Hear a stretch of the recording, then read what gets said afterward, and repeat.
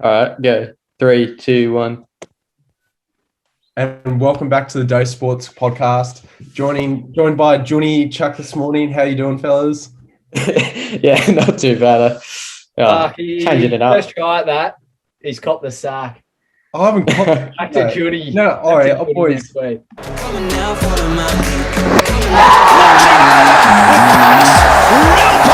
Charles Leclerc has coped brilliantly. He won in Spa. He wins in Monza. Inside the 20, Cook is chasing Munster, yes! Balotelli. Aguero! Staggering! Just staggering! While he's copping the sack this morning, Anastasia Palaszczuk.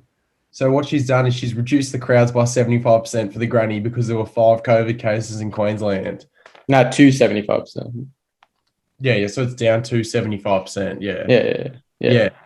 And it's a bit. If you think about it, everyone in Brisbane's related anyway, so it's like everyone's close contacts then.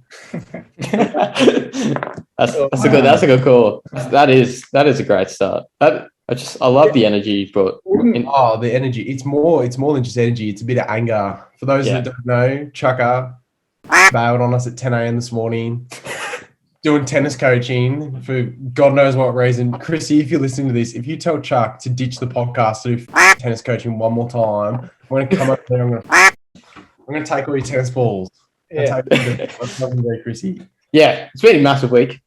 I've been slightly depressed this week. I've been depressed. I've been very depressed this week. A lot of things have not gone my way. Let's just say that, and we'll talk about it. We'll talk about it during this week. But as we've reached the end of the season, most sports, AFL's done, golf's done, NRL season's come to an end. Mad Monday. It's been a big topic. Yeah. So we're going to go a little adjustment on the top 4. 4 people, 4 different sports for your Mad Monday squad. Who are you taking?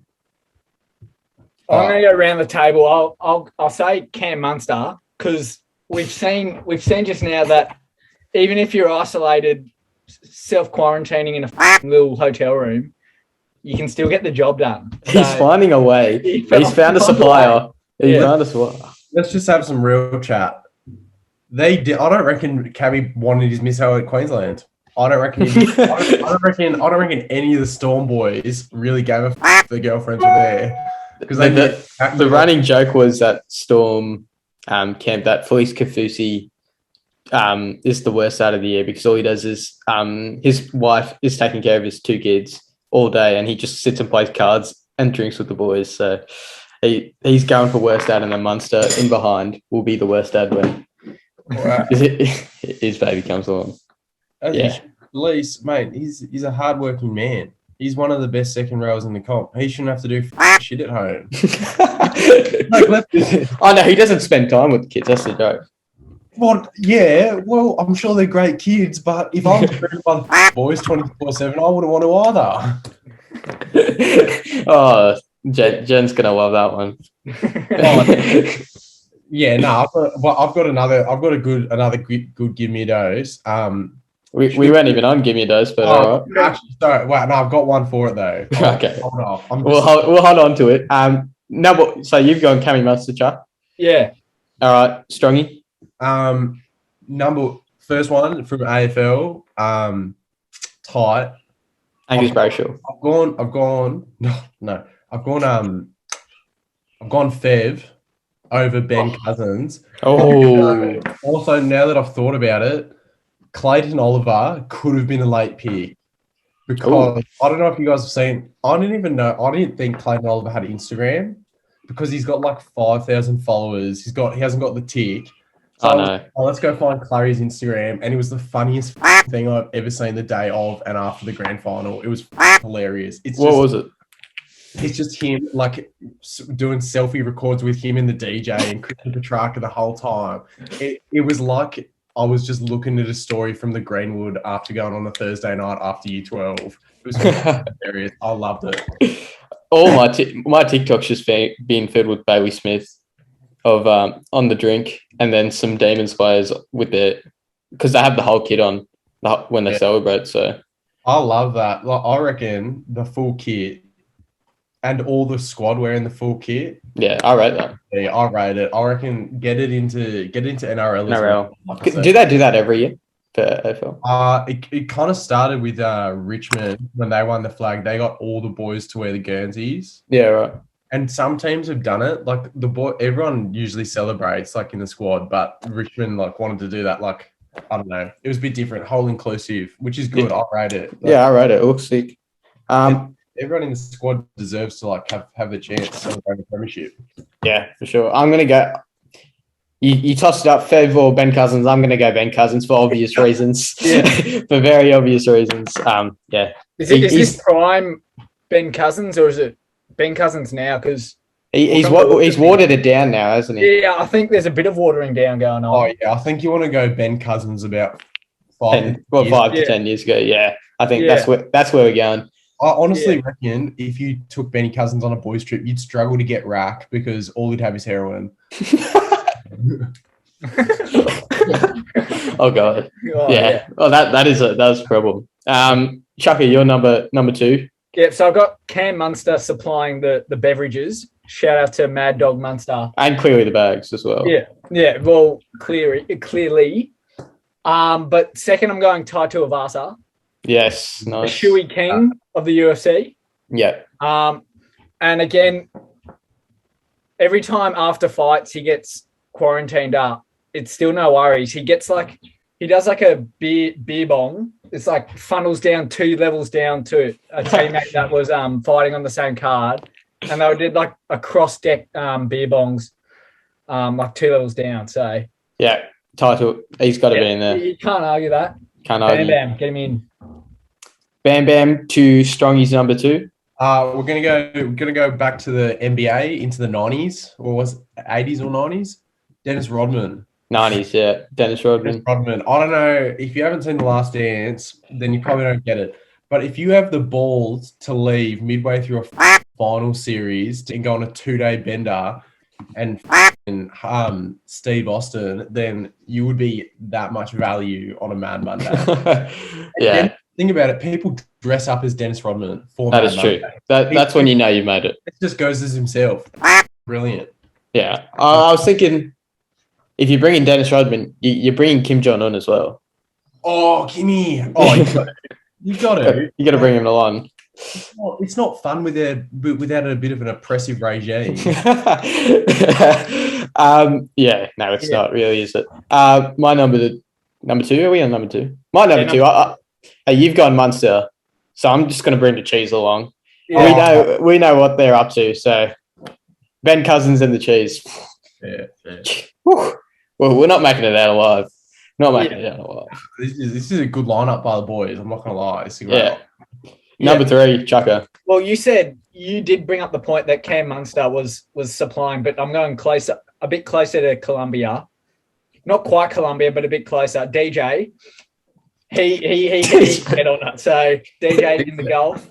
I don't know how he would bit of a conflict of interest with Bam Bam and Cam Munster. DJ's a bit of a quiet achiever. He was on a Mad Monday, but he would get the job done for sure. Apparently, he was a fucking rowdy kid in college and high school. Yeah, he was. He was like stealing stuff and like he got arrested and stuff. Yeah, he got arrested for a house burglary. I don't know. I've been out with a lot of guys before, and I don't think once anyone's gone, let's go rob a house.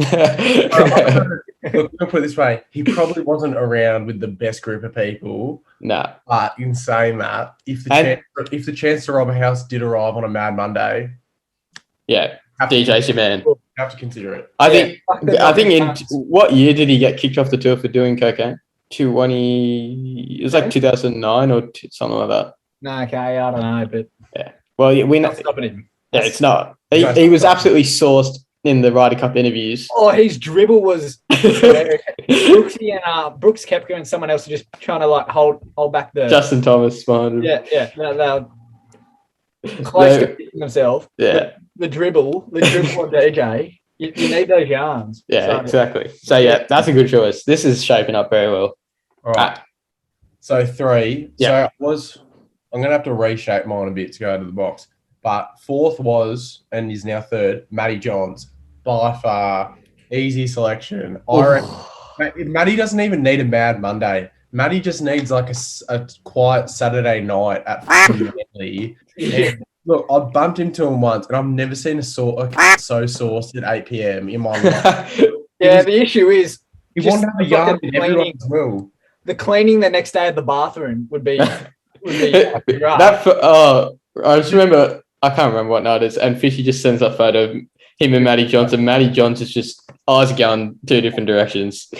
And he could not stand, and he was like, "I'm in so much pain at the moment because he hit, like hit." So, but everyone would go up to him in the bar line and try and talk to him, and he'd just be down for it. Like he wouldn't be paying that much attention, but he'd be like, "Oh yeah, so funny." That's good. You've used up your NRL one on Matty John, so that's interesting. Yeah. Oh yeah. Well, yeah. Cop it. Yeah. Well, you've gone DJ. I'm going to go the GOAT of the GOATs, Tiger Woods. He's coming. He's still got it. He's for sure still got it.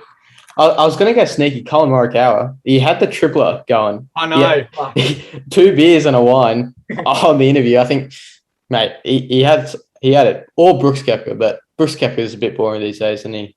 Yeah, I was thinking like a John Daly vibe, but every day for him is a mad Monday. Exactly. It's a bit hard. Greggy Norman. Yeah, I'm going Tiger. He's still got it. And a bit of experience, he brings a bit of experience. Got a bit of youth on the team right now. He's bringing a bit of experience steering the boys around the park. So don't let him get behind the wheel of a car and you'll be fine. Yeah. Yeah. I hope we're not in a state to drive. That's all I'm saying. Yeah. Tiger will try either way. Oh gosh. I think that's like 3 episodes in a row now we've made that joke. Chucker, your last one. You've gone NRL, you've gone UFC and golf. So I'll go tennis. So I'll go the king, Nicky Kyrgios. Oh no. I just because the tennis schedule is quite hectic, but that doesn't stop him. He got off his face at Wimbledon. A 3 a.m.er, saw like 2 journalists at the pub, and they were interviewing him. It's pretty funny, but 3 a.m. wake up, 3 a.m. night out. Next day plays Rafa in like the 4th round. Plays well, still didn't get the job done. But I'm saying the tennis schedule is pretty all year round. Yeah, I'm saying Mad Monday. There's probably tennis nearby for Kyrgios, but it won't stop him. So it won't stop. That is fair. Yeah, that's fair. Right. Number 4. I reckon a low-key underrated GOAT of Mad Mondays and scandals, and it doesn't get enough recognition. The Spin King, Shane Warne. Oh, no. Yes. Oh, I'm going to have to change mine now. Oh, I'm sorry, Jimmy. I had to think on the spot. I reckon Warney, not enough credit. Because for sure. I reckon if you ask your rents about Warney in his prime, probably didn't like him that much. I reckon just everyone just let him off the hook because he was that good. Like he went up to so much mischief, but everyone's just going, it's Warney. He gives a shit. Yeah, he's just taking 10 for every inning, so we just let him go. He'll get him 5 bags one night. The next night he'll take a 10-for. So they sacked him 3 times during his career, Cricket Australia. He got the drop for numerous things. He just comes back and he still takes the most wickets on ground. Walks away with one of the greatest wrist spinners of all time. Yeah, for sure. Probably the greatest wrist spinner of all time. Easily. My number 4, now I've got to change it. I was going to go cricket, Shane Warne, but now I'm thinking I could go Freddie Flintoff. That's an option. Oh, that's a good one. Or I could go down the football route, go maybe an Ashley Cole or John Terry. So I'm going to think out. I'm going to stick with Freddie. I'm going to go with Freddie Flintoff. Freddie's a great... You know the story about the night after they won the Ashes in 04, 05? No, I don't. So when they had that huge upset in the mid-2000s, there's a story about how all the boys the next day were supposed to go and meet the Queen at the Royal Palace. Right. It was Freddie and 2 of the other boys. Everyone had gone home. It got to 4 a.m. in the morning and they had a 30K bar tab racked up. The next morning, they go to the Palace. Freddie's so hungover and he fucking pissed in one of the bushes outside like the royal thing. Oh, And he went in and he's like hung over his and apparently went and sat down at the desk and he just put his feet up on the desk in the fucking palace just to assert his dominance. Yeah. Freddie, if he was Australian, he'd be one of the all-time favourites, I reckon. He's an Aussie to me after his stint in the BBL. That was prime BBL days when Freddie was playing mic'd up as well. And he's getting on the Ninja Warrior now. Yeah. Is he? He's Aussie. Yeah, he's an Aussie. He's an Aussie. He's an Aussie. We'll take him. Yeah, I'll put that up on the Instagram. See, those are four very good squads. That we're on fire with those ones. They're good. Um, I've gone the current vibe. I think. Yeah, I did a little mix. I think Shongi just went. Oh, I've gone. I was going to go recent, but I thought, you know what? I reckon the OG boys party way harder. Oh, for sure. Yeah, but Peter Blandy's made a good point about, he was asked if the NRL has drug problems, and he's like, comparatively to like the rest of the community, probably not. Comparatively to the rest of the community. I think it's a valid point. Chaka, it's not a valid point. I think it's a valid point. For sure. I think the only reason is it's because obviously they're getting filmed. Like that's just. But what is wrong with what? I can see the argument with Reece Walsh because he got arrested, but you could argue Brandon Smith and Cam Munster let the boys play. Like that's what. So when we'll jump into give me a dose. The first give me a dose is on this topic. The bloke who filmed the Storm boys should get the sack. No, mate. Like if anything, let's be dead set realistic. If anyone else in the workforce was on $1 million a year in any role, and that video came out, they'd be sacked. Cammy Munster's going to walk away with a couple game suspension and a $40,000 fine. Cammy Munster's lucky to have a job next year in reality. Well, I don't understand what they've done is worse than what Reece Walsh has done. I would have thought Reece Walsh has done something worse than Munster and Smith. Yeah, no, because Reece cooperated with the integrity unit apparently, and Cammy Munster and Cheese apparently are just like, oh, we don't know what was in the bag. Like we don't like they're not cooperating, and Reece was like owned up to it and copped on the chin.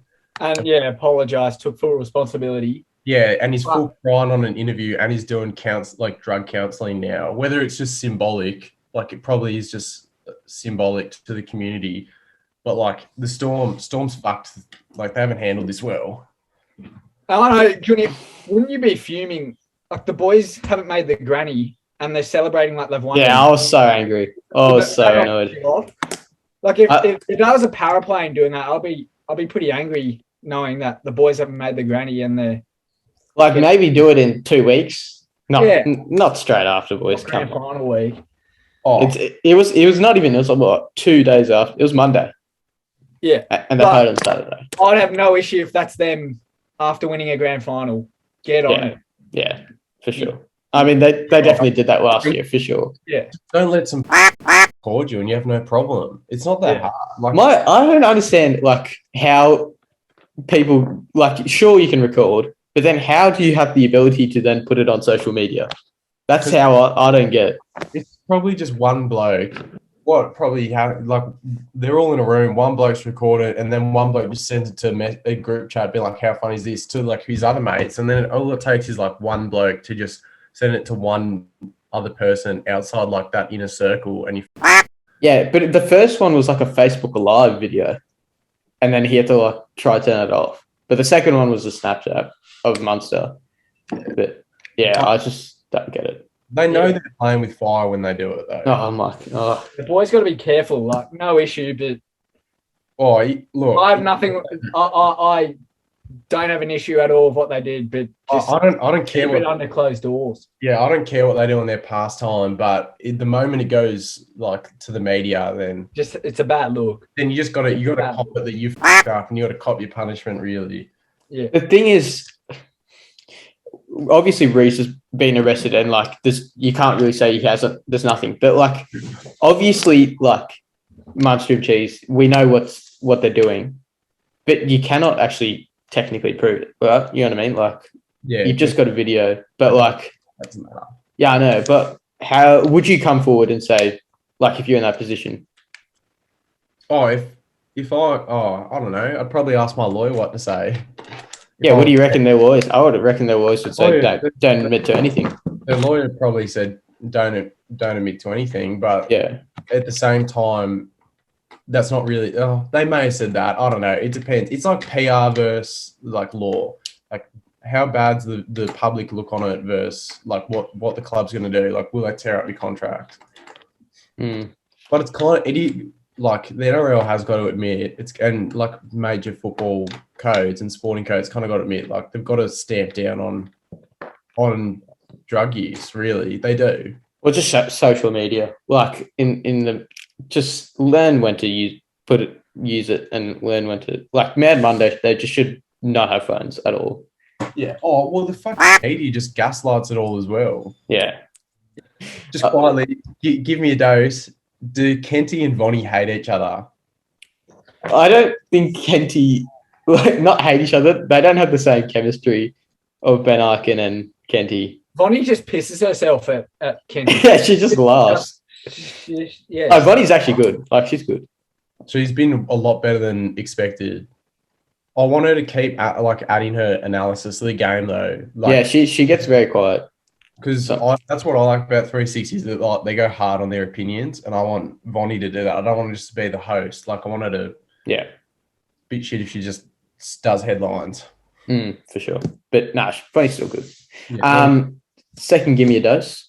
This will be the closest Premier League title chase we've had in years, as we've seen a very good top four, well, very close top four in terms of they're all not probably like picking up 3 points every week, but gee, they're playing at a good level. And the games that obviously City, Chelsea 1-0, like it was still a good game. And then United and Liverpool dropping points at easier places. It's been a very entertaining season so far. And with the hype of Ronaldo coming back, I think it's been one of the better Premier League seasons. Just the hype of everything. Like if you enjoy football to any degree, yeah, if you like it, you'll enjoy watching some of the football in the Prem at the moment. Yeah, for sure. It will be a good title race, but it's just exciting having like huge names back in the Prem. That's what it is. It's not just like a couple per team. It's like the top four all very stacked with world class players, which is different to what it's been the last 5 years. I'd say. I think, yeah, it's good season. Yeah. We got a top four, which is very tight. I think it looks like the English domestic competition is so much stronger than all the rest now. Like you'd argue a couple of years ago, the Spanish La Liga was the strongest, but now looking, Barcelona got clapped 3-0 against some spastics. Real Madrid lost to some more spastics. I don't know how the German league's going, but the English Premier League is the Premier League in Europe for sure. Yeah, definitely. At the moment, yeah. But West Ham are they're still in it with the fight. They're on the ambush. Antonio's back. Yeah. They're clapping. They're making a march. Did you guys see that bloke on TikTok? That Aaron Hunt bloke? Nah. That guy talks about Antonio's. Oh, it's so... Wait, the bloke where there's a bloke on TikTok and people sending questions in. Yeah. Oh, I'm sorry. It ain't that type of page then, mate. But I'll tell you who has the biggest at West Ham. Yeah. He's the funniest bloke. Oh, I don't know, but when I see it, sometimes I think he's actually going to answer the question. I don't know why I do that. I don't know why I think. I've seen the videos like 15 times. I still hold out hope. Yeah, it's good. But it's been a good Premier League season so far. Definitely. Who do you boys think? You still think City or Everton? Oh, okay. Apart from your team. Man United will win. Oh. And West Ham will make the top four. No. Yeah. Fuck Everton, mate. Fuck them. Fuck. Chelsea's my tip. So. Yeah. Chelsea's looking... I think City or Chelsea. One of those two. We'll see, though. Next, give me a dose. The Ryder Cup, one of the most underrated sporting events in the world. There's not enough team format in golf. Yeah. It's a good, fresh fresh bit of air. It was so good watching it. Like, even though Europe got absolutely dominated. It's sort of like the Laver Cup in tennis, where in the Laver Cup in tennis, it's Europe versus the rest of the world. You just know who's going to win. Like, you just knew America were going to win. That You say that it's been like 12, from 1 to 12, America almost won every battle head to head, besides probably number 1, where you'd argue John Rahm. Yeah.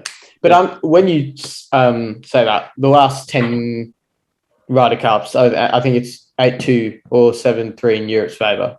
Yeah, and they've never gone in with a stronger team. Like, it's always been USA dominant for sure. But I mean, looking at it, what was your favourite part? Oh, I don't know. I think, I don't know, but I thought watching Bryson DeChambeau's drive on the 5th. Oh, that was massive. Like 100 yards in. Yeah. And everyone else is struggling to carry the water on the second shot. Yeah. I thought that was pretty fucked up, that drive. Yeah, it was 4:17, and it's like, I mean, if you can have a Google, the hole goes 2 different directions. You have to take it up one side, sort of take it up, and he goes straight for the green on a par 5. It was cooked, absolutely cooked. But then probably the biggest story to come out of it, Brooks Koepka and Bryson DeChambeau. They've made up. They've had a little cuddle and kiss after. No, I don't know what's going on there. It was always bound to happen, wasn't it? Pairing them in the same team. Yeah, it had to happen. Yeah. I think Bryson's now he entered a long drive contest. He's still and he made it through the first round, so good on him. The last question to come out of Ryder Cup, we saw their press conference where they're all just absolutely sloshed and getting on the cigars. Yeah. Who's going hardest out of all those players there? Well, I think pound for pound, you'd argue Colin Morikawa. Pound for pound. Pound for pound. He was sloshed. He was absolutely sloshed. A wine bottle and 2 beer cups, and he was trying to hold the microphone at the same time. Yeah. He was going hard. Yeah. He seems like the bloke that you need a very, very valid reason to get on the piss, which obviously it was. But when he does, like his golf game, he goes 100%. Yeah, Colin Morikawa was insanely good. He was. His putting was absolutely cooked. I think it's fun. He from 160 yards in with his arm, locking a bird. Yeah. Lock it in. It was absolutely cooked. His form in and secured America's winning point. I think Justin Thomas is going to go harder. I think he's a smoky. I saw him shotgun a beer on the first tee with him and I'm not sure who the other guy was. I think it was like Paddy Cantler or something. They were just shotgunning beers on the first tee. What a year he's had. He's got a license. He's got a license to shotgun a beer. Yeah. Strang, you see that one? Look, can't say I tune into the Ryder Cup, but I do rate team golf being more team orientated. I reckon it's a good idea. Love to see, because it just brings a bit more like atmosphere to golf, which kind of lacks when it's just, unlike tennis, because they're probably the 2 biggest individual sports in the world. Yeah, tennis has got that huge atmosphere, and I want to see golf get that because I reckon that'd be good for the game. So I'll rate it. Fair enough. Last one on the Give Me a Dose. Lewis Hamilton picks up his 100th win, first man to break the triple digits. Does he become the greatest driver of all time? Yeah. Can you count out the Mac? Shoe Mac? I don't know. It's hard to compare across eras, and because it's F1's a weird sport where it's not like sprinting where it's just you got to have a good car as well. And you've got to have a good team. Yeah. It's a lot of things working together. Definitely a lot of things working together. It's the argument whether how much of the wins is Lewis's car or how much is in his favour. Obviously, he's got to be the greatest of our generation, I'd say. Definitely. But if you compare him to Schumacher or Ayrton Senna or going back to the 50s, Fangio, who's won 5 titles, it's hard to compare, but for me, he's not the greatest. Just on personality as well. You don't think Lewis is? No, I think still Michael Schumacher. I think everyone likes Michael. Yeah. I reckon it's a bit personal, but it's a great milestone. Shame that that fucking him and Max were P1 and P2 after the race. I was fucking pissed. I thought Russia started at 11 as well. So like I got home at like 10:20, fucked around for 20 minutes, had a shower, went to turn on for the bit of the pre-show, and it's like lap 23:55, and I'm like, oh, you missed all the action. Oh, well, you didn't miss all the action. I didn't miss all of it, but the start was real good apparently. Start was cooked. Lando losing it at the first corner and then coming back. Yeah, good race. Yeah, I thought it was going to be different. Obviously, Saturday, Carlos, Lando, George Russell as the top three in qualifying. Max Verstappen starting at the back of the grid. Everyone's going, hang on, we've got a different result coming our way. Gets to the end of the race. Still great. Hamilton won too. Yeah, I feel sorry for Lando Norris, though. Yeah. That was sad. That was a fuck up by I say that was a fuck up by Lando, personally. Yeah.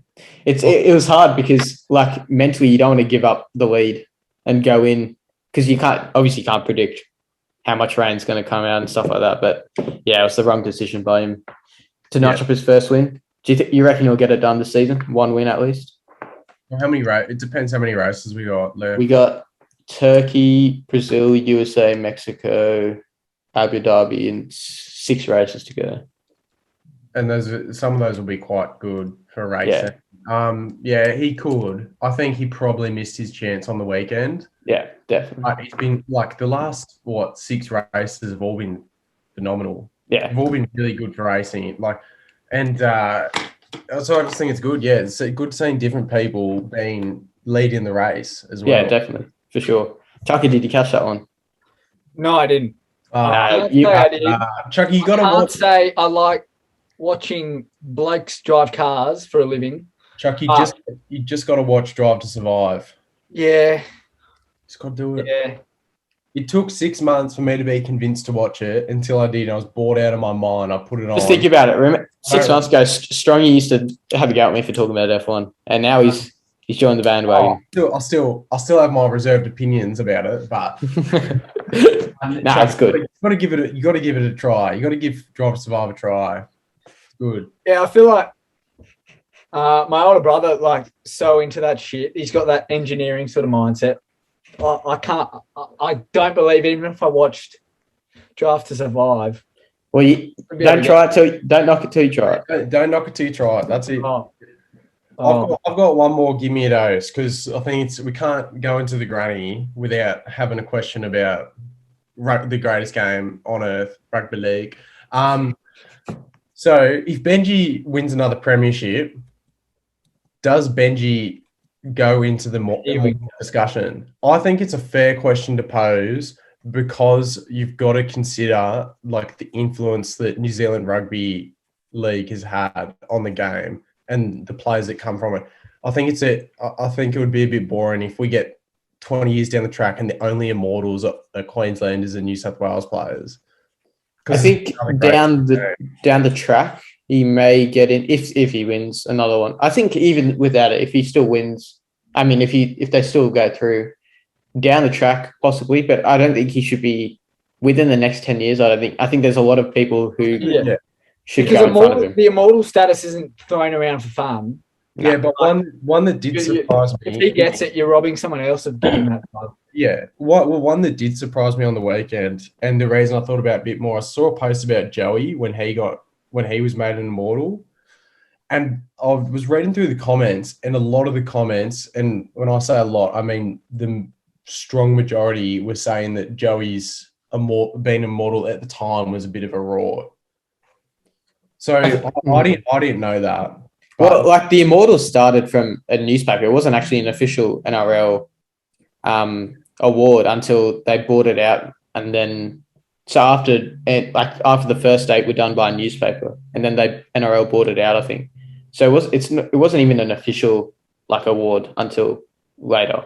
Well, I think now it is. So I think there's obviously GOATs in the game, especially in the last 10 years, like JT, Cammy Smith, Cooper Cronk. Lockyer. So I think Lockyer, for me, Lockyer has to be the first to go in. If we're going to put another person in. Yeah, But you're just on the bench. I think the way Benji's changed the game. If he wins 2 grannies, 2 from 2, that's I don't know how many New Zealanders have even won a grand final. Not a lot. If he does 2 from 2, he'll be the only Kiwi, I think.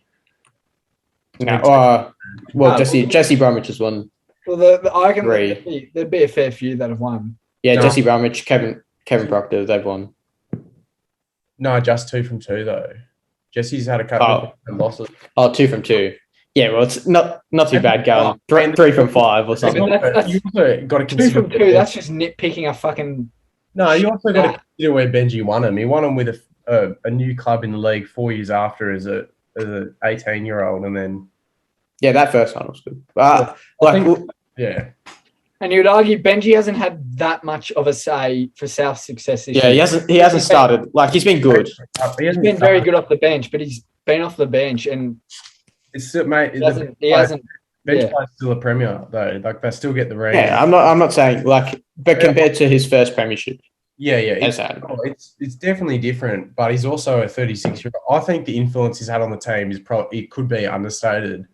Considering that they haven't missed their halves for fair chunks of the years, and when he's come in, he's played pretty well and he's stepped up. For sure. Well, I've been surprised by Benji this year because I think at the beginning of the year, everyone was a bit skeptical of how they're going to use Benji, when South bought him, because it wasn't perceived as a good signing, but he's been very solid this year, to be fair to him. Nuffie of the week? We'll chuck in Nuffie of the week. Go on, Chucker.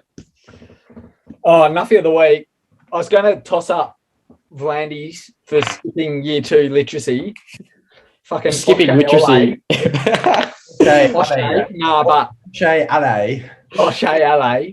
Nah, but I've gone the UFC doctors in the Volkanovski Ortega fight. So at the end of the 3rd round, Volk was fucked. He escaped 2 fucked up submission attempts, got out, and then you told me to watch it. Oh my gosh, I don't know how. If that was me, I'd be dead. I'd be dead set dead. Bro, he was going fucking purple. It was crazy. Apparently he was gurgling as well. Yeah.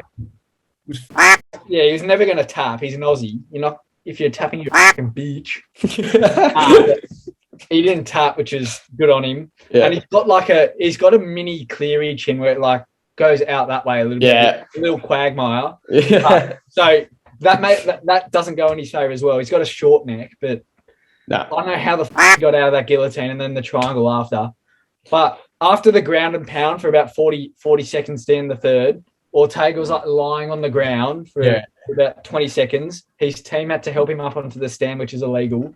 And then Herb Dean, the ref, and the doctor asked him how many fingers he was holding up, and Ortega's eye was completely shut. He'd be like, "How many fingers are you holding up?" "Oh, bananas," or some shit. And then even though Herbie was flinging him out sign language, he was not answering the questions right. Which way am I pointing? He'd look the other way. Gave him about 2 minutes rest and then come back. It should have been stopped there, and I reckon that's enough of the week. It's good shout.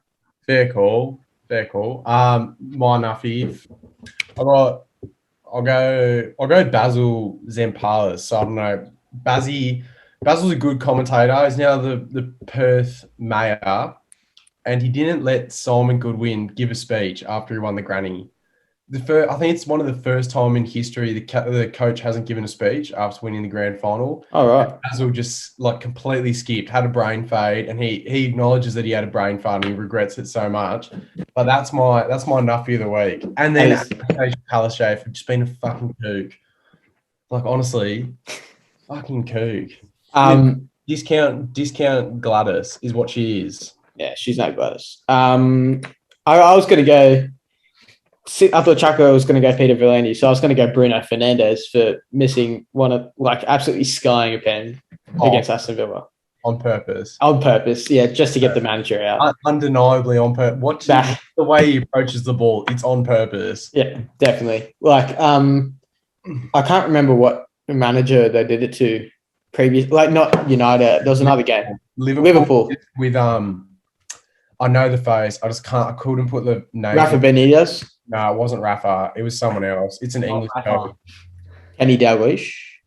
No, it's not Kenny. Brendan Rodgers. No, It's not Brendan. I swear it was Brendan Rodgers. no. Steven Gerrard. Steven Gerrard takes the penalty, misses it. It's you'd know who it is if you see the video again. It's got to be Brendo. It's not fucking Brent. No, they fucking love Brendan Rodgers at Anfield. They loved him. Yeah, they did. It was someone else. It's before then. Would you argue Ronaldo gave Oh, the manager's job then with that little goal he scored extra time? This morning, 100%. Because if they lost, they would have been knocked out in the group stage. They couldn't have won, I don't think, because they lost to Young Boys. So if they drew with Villarreal, I don't think they could have gone through. yeah, no. So Ronnie, Roy Hodgson. Yeah, Roy Hodgson. That's the one. Yeah, so I do think. You reckon he's done that? That's what I'm implying as well. Yeah, I reckon he's done that. I think it's realistic. I mean, I just can't see how you can be like. There's all these superstars in a dressing room, and then you're being coached by someone that played off the bench their entire life and was kind of gifted the job.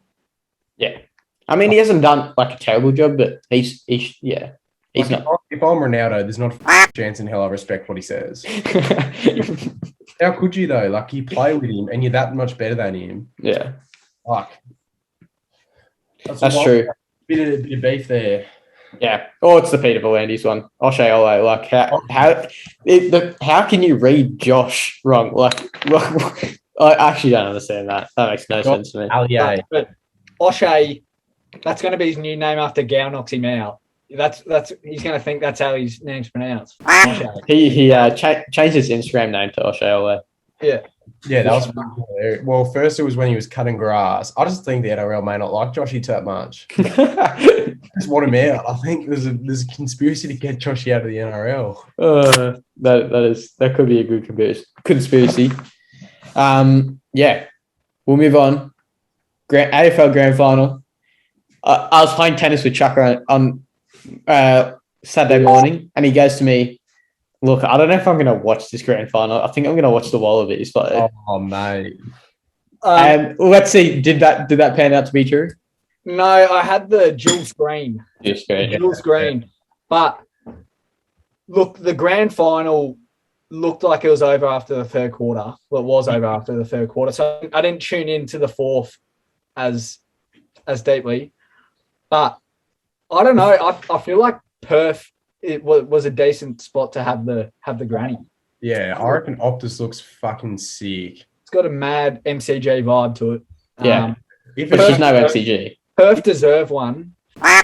They got robbed when the Gabba had it a couple of years back. Yeah, last year or whatever it was. Last year. Yeah, I liked it. And I think, I thought Perth sick. Yeah, rated it. Hey, last week, I said Christian Petrarca to win the Noam Smith. Mate, he had a blind. If you don't follow footy that much, I can see how you may have watched the game and thought it was a bit of a shitty and it was a blowout.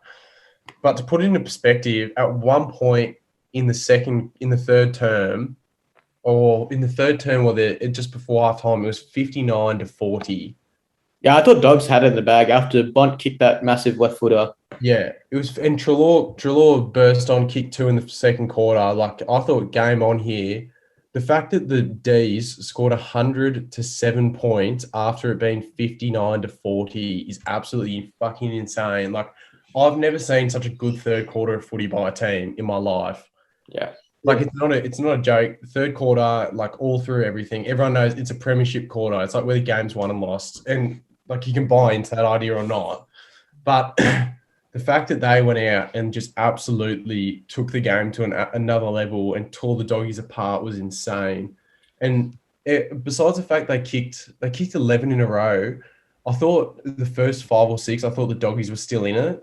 And then it was that 5-minute period just before 3/4 time where they went bang, bang, bang and kicked another 4 or 5. Yeah. It was just they closed the game up so quickly in a matter of minutes, and it was kind of insane. And you have to acknowledge it. It's just it was a great performance from them. Great performance. And the Doggies played a really good first half of footy, in fairness, to bounce back from being down then have a lead.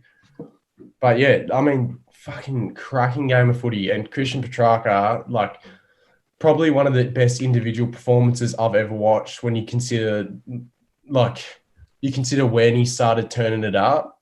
Because I thought Clayton Oliver was probably best on in that first half. I mean, with Caleb Daniel, but I thought Clayton in the middle was a bit more destructive. Then Christian Petrarca turns up in third when they start kicking those goals. And he starts getting touches, kicks two. Did he get the 40 in the end? Because I know there's like a count back, 39. Yeah, there was a count back. So 40 would have been the record ranking, 39 equals it.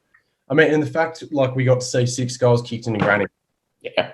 Like, I've had Fritter as most goals on ground, but you don't get to see 6 goals in a granny. Last week we were talking about how many goals does a forward need to kick to get a Norm Smith. Are we going 4 or 5?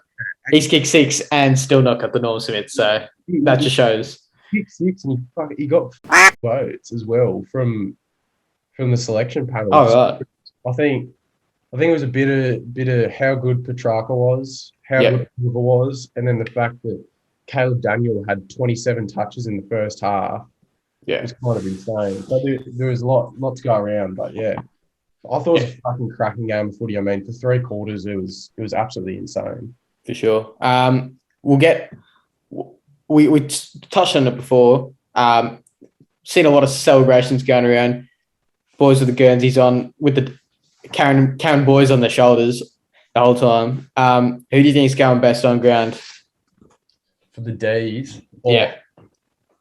I honestly reckon Simon Goodwin, the coach. There's a fucking that video of Johnny. How funny was that? Yeah, that was funny. Maxie going shoulders behind the DJ. It's someone like he's like an old bloke, but he's kind of jacked. He kind of looks like he fits in. He could be like an old player. It was funny.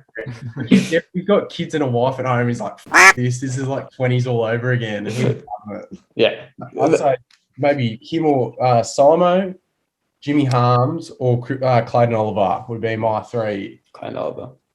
No, Maxi. That's a fucking disgrace. Get Maxi in. But Maxi's had to clean up his act because he used to be off the rails, didn't he?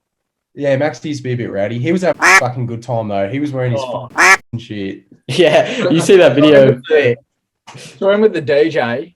There was like he was having a great time, Maxi. Yeah. No, I saw some snapshot of him at the bar with his boots on still. That's when you know you've had a good time. Yeah. Great. Yeah. We'll move on to the NRL Grand Final preview. This is where the depression kicks in for me.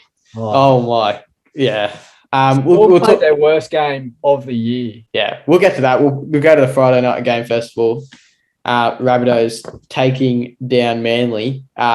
Pretty convinced. They just dominated from the opening minute, and the energy was just on a different level. It was almost no contest, I felt.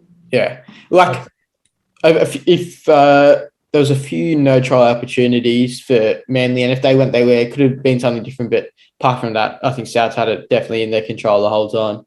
Only concern is Adam Reynolds didn't kick a lot, or especially the first 25 minutes. And he didn't kick. He seemed fine. It was like, yeah. I don't know what happened there. Just a little warm up. He missed the warm up. Yeah. But he didn't kick goals. I think he's got a groin strain. It's an abductor, so it's not the talks that it's not going to be like pain barrier. It's just going to be like, does he have that full range of motion? One of those injuries where you go to kick and you just seize up, like he just won't get that range of motion. So if he gets through all right, like he'll be fine. But if he tweaks it early, then he could be in a bit of trouble. I'm going to give you a scenario. They're 2 points down in the granny. They've just scored a try and they're 2 points down. It's in the corner. Who's kicking it? Blake Taff or Adam Reynolds? Well, Adam Reynolds will kick it. Adam Reynolds will goal kick for sure. You think he'll goal kick? I think it's more likely Adam Reynolds will goal kick than do field kicking, because I think that's how important conversions are going to be. Yeah. I wouldn't be surprised if we see a bit of a slogfest as well. Yeah, Penrith are showing that they're the best defensive team in the comp. Yeah. And I'm not going to buy into the whole like Souths going in and out of games. It's a granny. They're not going to go in and out of games in the granny. If they come switched on. Oh, I mean, the last month they haven't gone in and out at all. They've just dominated the games. Yeah. For sure. We'll look at. Do you think Manly? Yeah. Do you think Manly would look at that game and think they could have done much different, or do you think just Souths was sort of just better? I think Desi probably wishes that he started Marty Tapau, in all honesty. I think Kepi and Alio, Kepi obviously goes off early, but South had Totola and Nichols on the bench. So I guess Des was trying to nullify the impact of Burgess and Arrow with having Marty come on to.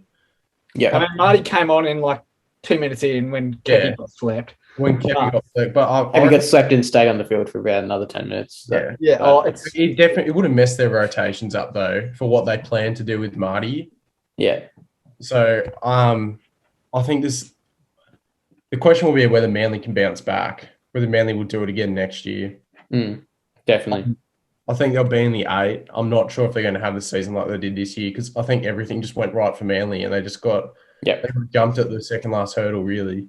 Yeah, they definitely I think they'll take this season as a definite win from where they were looking at the start of the season. Maybe in the Saturday's game. Oh, gosh. Oh, yes. Oh, fucking get me to Matty Graham.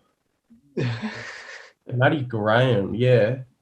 So, for those that don't know, I said Storm had an A season.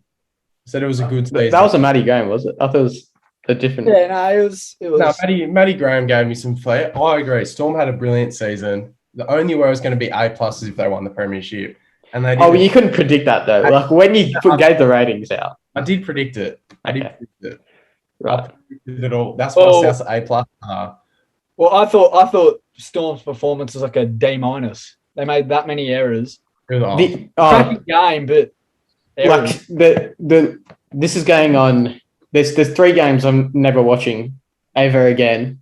Or 3 things I'm never watching. It's the 2019 State of Origin Game 3, the Headingley Test Day 5, and this is now joining that list of it's never seeing. I'm leaving every room that I see that playing on because, like 2019, 2018, like they lost Grand Final and they lost in a prelim, and I've gone, yeah, I know we didn't have the capability of winning those 2 days. Like Roosters were great in 2018, Canberra on a fly in 2019. I'm fine with that. Going into this, I could not be more confident that, like, still after, I'm in shock of how we lost that game. Our defense was like still good, and it's just our attack disappeared. Like we threw so many things at them and just nothing. Like it looked so disjointed. Munster probably had the worst game of the season. And then he was lucky to stay on the field, Munster. I would have hooked him. Yeah, it was. Oh, do you reckon? I know Storm. Like, okay, looking from a Storm perspective, I was thinking, yeah, we got lucky with that Munster decision, but what? Like, we got no set restarts. I thought, like, we got laid on a lot. I thought during that game. I thought it was neutral. The whistle was away. The whistle was away in too much. I liked it. Well, Penrith and Melbourne were doing the same thing with each other in terms of the wrestling and lying down on each other. Yeah, well, I thought it was more obvious for the Storm. Like pretty much every 3 tackles, like it would be the slowest play of the ball. The game was slow. Yeah. I think it was a bit shit. I think the refereeing is fairly drastically changed between finals and the season. I don't mind the whistle being put away, but like the speed of the game, the point of all the new rules is to keep the speed of the game going. It shouldn't be like you're playing 2 different games, and it kind of looks like that a bit. And I think the biggest thing for me is the HIA change. Oh, like from Magic Round to now. Yeah. In finals, it's like what it was back in the 90s. Luai got out cold by Munster's elbow. It comes back on. Cleary should have gone off the HIA when he stumbled after play on. And Christian Welch got slept and then plays for about 10 more minutes before going off. Yeah, it's just they've got to clean that up. I'm not so I don't like the idea of a free interchange for HIAs. I don't think there's any reason for a free interchange for a player getting injured. It's an injury. It's part of the game.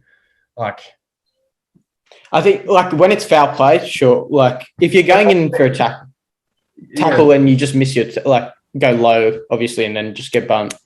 I don't think you should get a free interchange. And I think is they, instead of having this 18th man stuff, like in football, they just have 7 people on the bench, and you only get the same amount of substitutions. Just put all those people on the bench, and depending who goes down, you still get only 8 substitutions, right? That's what we have now. 8. Yeah, eight interchanges. Yeah, just keep it 8 and just leave 6 on the bench. Like some of them won't play, obviously. Like, so you got like a union sort of bench going on. I like that. I'm just not. It's too easy to exploit, and we've seen it. It's too easy to exploit, and it won't stop being exploited, because when there's HIAs every game, it's contact sport. People are going to go off. You shouldn't. Oh fuck! I don't know. Yeah, it's a touchy. Like, it's hard to police, and it's hard to get a definitive rule around it as well. I think but looking, we might go back to the game. I think I knew Melbourne were going to lose. I think there was that one instance, ball went over Jerome Hughes' head, and there's 3 Storm players around, and everyone just sort of left it. And then I think Panthers scooped it up when they're on their own try line. On the Panthers try line.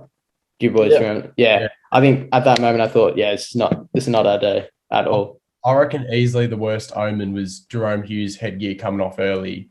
Yeah, and that getting back on. As soon as I saw that happen, I was like, "Oh fuck, Melbourne, they're in trouble here." Yeah, Jerome Hughes, no headgear, looks like a different person. Definitely. Yeah, I thought when George Jennings didn't ice the try, that's when I thought, it's not Storm's day. In fairness, George Jennings, I thought, had a very good game. He was good. His carries were very strong. Yeah, a lot of leg drive. But a Melbourne Storm player ices that try. They take that. The one thing, Penrith's defense, you can't really coach that. That's such an attitude thing. Yeah.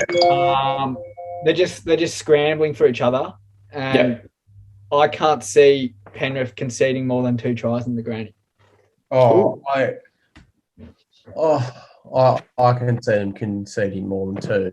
One thing I didn't like was after the game, the whole fucking Cameron Smith would have changed everything.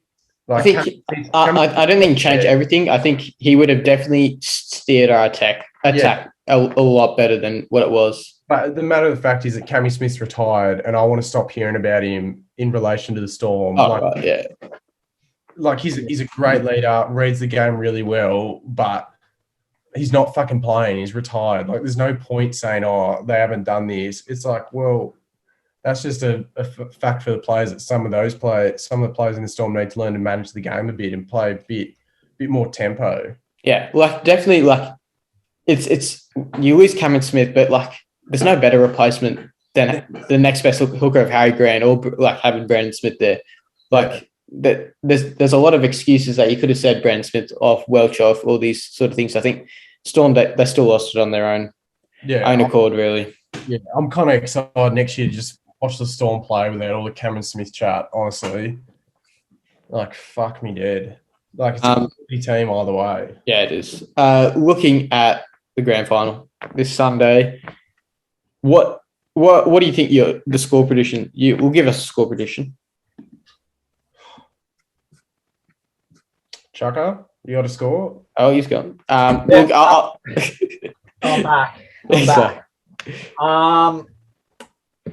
Now, Penrith South. Penrith.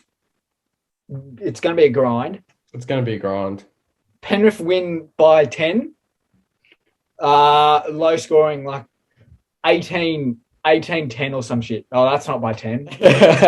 Oh, no. 18. Orlando skipped literacy in year 2. Chaka skipped year 2 maths. You're throwing shade on PVL, and then you've gone, Panthers win by 10, score 18-10. That's one of the greats. Stay in the lane, Chaka. 18-10. Yeah. Penrith by 8. Okay. Penrith even though no TPJ.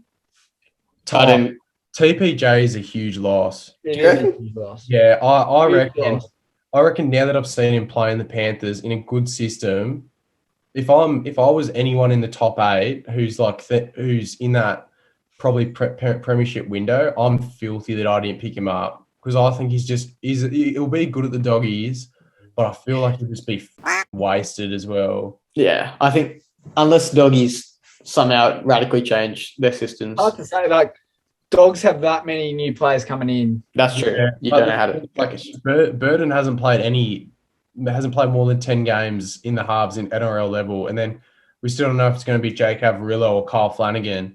And to be honest, like, you can say either of them are good, but the fact of the matter is they can't win games. So, but I think TPJ has been fucking enormous. He's been so good off the bench. Yeah, definitely. And I think it's a big loss. It's a huge loss. Who comes in from? Scott Sorensen comes back in, I think. Yeah, right. Yeah. It's Tyro May, Scott Sorensen, Liam Martin, and who?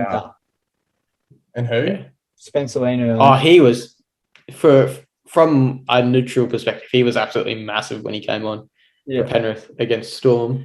I'm going to go my prediction. I'm going to go Souths get up 20-16, just based on I hate Penrith, and also I think Minnie talked about it when we interviewed him, and Cooper Cronk talked about it as well.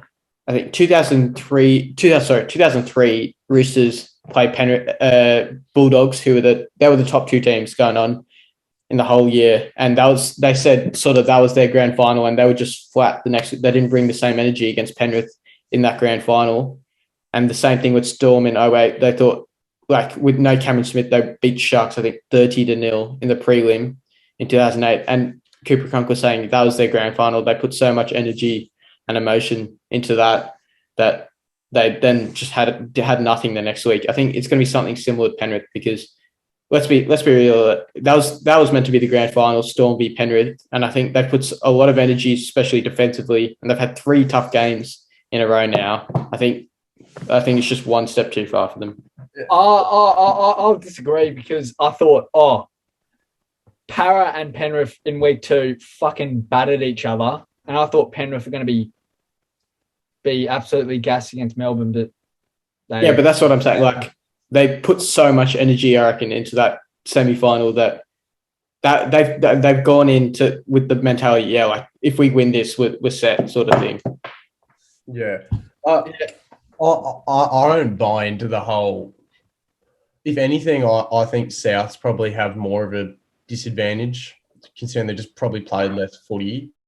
And I think prior to the round before finals, a lot of the boys didn't play. So they're going to be playing 3 games in about a month and a half or a month and a week. So it is a big break, and they're being managed well. I'd be a bit worried, but the way that some of the boys have spoke about the break when they've been interviewed, like Tommy Burgess said early in his career he would have hated it, but now that he's matured a bit as a player, he's really enjoyed the break.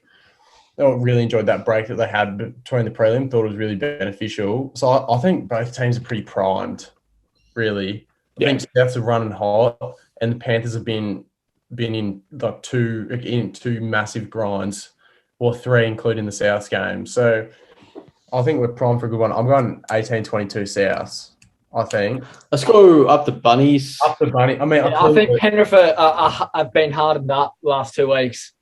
Primed for granny. My goal in life is to see Jerome Luai not win a grand final. I just hate him so much. I think this is the best grand final we could have got, honestly. I think it's a bit of like fresh air, bit of breath. Yeah, it's good. The breath of fresh air. I was thinking second versus third. I think if it was Storm versus South, then I'd be much more in favour to go with the Storm to get up for the big game, even though Bunnies have been my tip the whole year. And I'm loving seeing them in the granny, because I told you boys so. I think it's just primed. It's the best attacking team versus what looks to be the best defensive team over the last month. The battle of the halves is fucking massive.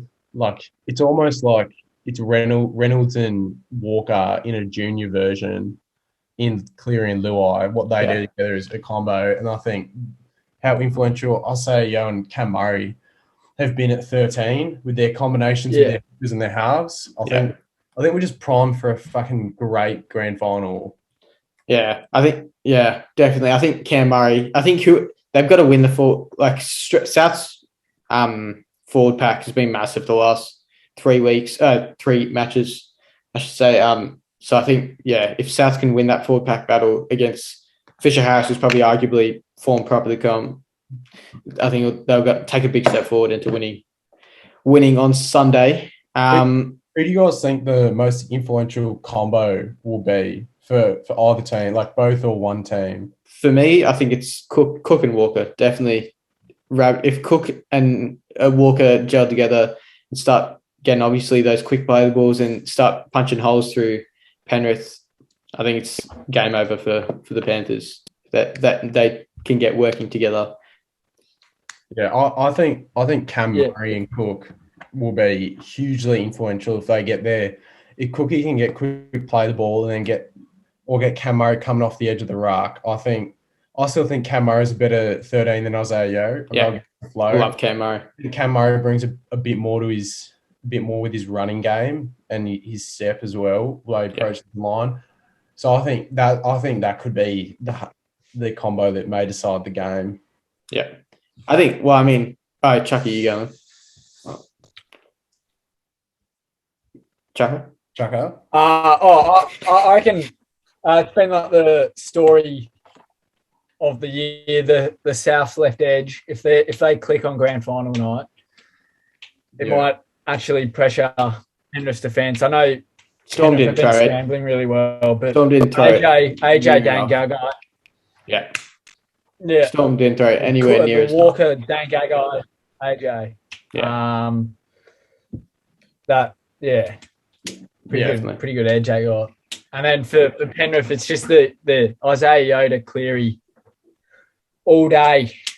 Yeah. Fucking all day. I know. I reckon if the Panthers are to win, I don't think Cleary will be the main man to get them over the line. I think he'll be pivotal, but I think it's going to be much more reliant on how well like Jerome links up with Birdo on that edge, and then how well Appy and Isaiah Yeo can play around the ruck and the roller kick out. I think Cleary will be that icing on top and manage the game. But I think if Penrith want to win it may need to come. They're going to need to score points, and I think it's going to come through Jerome more so, and their back rowers. Yeah, Grand Final's not on Fox League, is it? I was just thinking that. It's on Channel 9. Yeah, what are we pro Sunday night grannies? No, I'd rather just like a 1 hour later than the Storm game. I think that'd be prime. Oh, you're like, I'm pro Sunday Arvo grannies. Yeah, Sunday Arvo. Yeah, I'm pro Saturday night. You reckon Saturday night? I reckon Saturday night grannies are good. But because typically it was like AFL was Saturday and then NRL Sunday. Wasn't that the thing? But they've always had like a week off. A week off between their age. I just feel Sunday night, just a Sunday afternoon or a Saturday arvo or a Saturday night may be a bit better. More time to get on the beers. That is true. Yeah, and I think we get a public holiday the day after, don't we? We get a public holiday this Monday, so and rightly so. Rightly so for all those Bunnies fans. The amount of money I'm going to place on the fucking Bunnies to win is astronomical. I'm going to empty my bank account and put it on Benji to win fucking Clive Churchill. Yeah, Clive Churchill. It's reeking of a Penrith win. Never been more confident. How can you go for Penrith? They're your arch enemies. They're your arch enemies. I know, but then in my head I'm going Para have won this year because we got robbed against them. We bounced Melbourne. We bounced. Yeah, right. Okay, fair enough. Yeah. So Para win. If Penrith win, Para won the comp. Yeah, for sure. Junior, I think next week our Nuffie of the week's already booked in, and it's Chaka. It's Chaka. Chaka. G'day, Chaka. I'm just gonna clip every single time it's going. Penrith's gonna. Yeah, every time there's Penrith, we'll just upload it. Definitely. Yeah, that was good, Potty. We've all given our predictions, haven't we? Yeah, everyone's given their predictions. We're a man of the match. Oh yeah, man. Sorry, I was going Cam Murray. Cam Murray, Clive Churchill. Who you on, Chuck? Clive Churchill. Oh, imagine this. Dylan Edwards, Clive Churchill. If Dylan Edwards wins, yeah. it'd be the worst Don't do representative. that. Don't say that. Don't please. Imagine Chuck, Dylan that's Edwards, Clive funny. Churchill. Oh. Can you have a bet on that so it doesn't win? I'll bet like 5 cents on everyone but Dildo to win the Clive Churchill. Dildo win. Oh, You hate Dylan Edwards. Why? What is wrong with you? Why are you backing him? Oh, it'd just be funny. he's so average. It would be funny. It would be the worst Clive Churchill winner of all time. He's so average. No offense, Dildo. I'm sure, as we say, I'm sure you're a great bloke. As a footy player, not my favourite. Nah, but he was good against Storm. Like, The greatest- Joke Society was good. Yeah, good, but he can't do anything spectacular. He can't. He's Oh, so average. he's put that one in the duffel bag for Sunday night. If Dylan Edwards scores 2 tries, I reckon Blake Taft could be a smoky. he's paying $51 or $31. Dildo paying dollar. Not that. Times 100. Yeah, 101. I think if Blake plays how he has the last couple of weeks, he's been really good. He's been solid. The first game I watched him, didn't think much of it, but as he's kind of got into his groove and he's found his rhythm a bit, I've really enjoyed his passing game. But in saying that, I'm still going to go. I reckon Cody will probably win it if South's. I think Cody Cam Murray, probably Cody though, if there's points scored. That's fair. That is fair. He loves a big game. He does. He does love a big game, Cody Walker. And he had a huge game last weekend. He was so good. Yeah, we'll cut it there. It's been good to chat. I think it's our second. Well, we'll be our second last NRL potty of the year. Might have a 2-week stint, a little Mad Monday of ourselves, and then it's been good. It's been good so far, and then excited for a grand final, and we'll catch you guys next week.